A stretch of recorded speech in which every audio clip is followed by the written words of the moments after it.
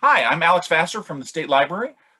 In October, a book came home to the State Library that had been checked out for a very, very long time. I'm here with Stephanie Mananzala to unpack the story. Stephanie, can you tell us what happened? So I'm the head of the Information Services section at the California State Library. And for some context, the California State Library was established in 1850, and it is the central reference and research library for state government and the legislature. The library collection includes more than 4 million titles, 6,000 maps, and 250,000 photographs. Within that, the Information Services section provides books and other materials on a wide variety of topics of interest to both state government employees and the general public. We were contacted recently by the granddaughter of a patron who checked out a book from a soldiers and sailors library in 1917 and never returned it. Never returned it. Terrible. That's right. Terrible. Can't believe libraries are doing videos on overdue books. We actually had a really fun time talking with the family and learning more about the history. As a young man, Ernest Garfield Coffey worked on fishing vessels and delivered wares from stores using a horse and wagon. At 19, he moved to the Yukon Territory and worked in a gold mine with his brother. So in 1917, as World War I was raging in Europe, Coffey, who was later called Pop by his family, was working for the Army Corps of Engineers at Fort Stevens in Oregon and borrowed the book from the American Library Association's Soldiers and Sailors Library. If you look at the history, the American Library Association actually distributed 10 million books to service members through branches of the War Service Library across the country and in Europe.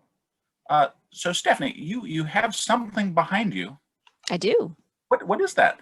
So this is an original American Library Association war work campaign poster from World War I. And that's right, as you said, the American Library Association worked across the country to distribute books and other reading material to service members, both here and abroad, to make sure that they had reading material for pleasure and to, I think kind of take their mind off of what was going on in Europe at the time when they were able to do that.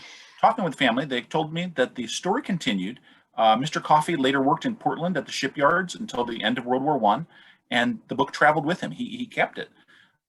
It came with Coffey to Vallejo in 1921, and he worked at Mare Island Naval Shipyard for the next 35 years, driving a suction dredge, very important, keep the waterways clear, as well as building wharfs. After his passing at age 98, the book passed on to one of his daughters. He had 9 kids, 8 daughters and 1 son. So the book actually went to one of his daughters. And following the passing of his daughter, they traveled to a granddaughter who now lives in Lafayette. And she actually hadn't had a chance to look through her grandfather's books until the COVID pandemic. And during the lock-in, as many of us have had, she had extra time at her house. And so she started going through the books, and she realized that one of the books, this book from the library that had been checked out in 1917, was due back in 1918, and had never been returned. And while we definitely don't want everybody who has one of the 10 million books that were distributed through this program to send them in to us, please, folks. We really did like that this book has a story. We know the story. We know where it's been, and it really lets us connect with part of our collection. So yeah, definitely very cool to see the book as it traveled through time, up and down the Pacific coast, and through 3 generations of a family.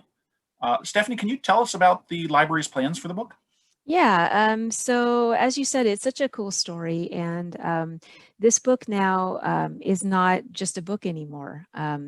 It is a treasure because it has this story connected to it, and we're just so glad to get it back.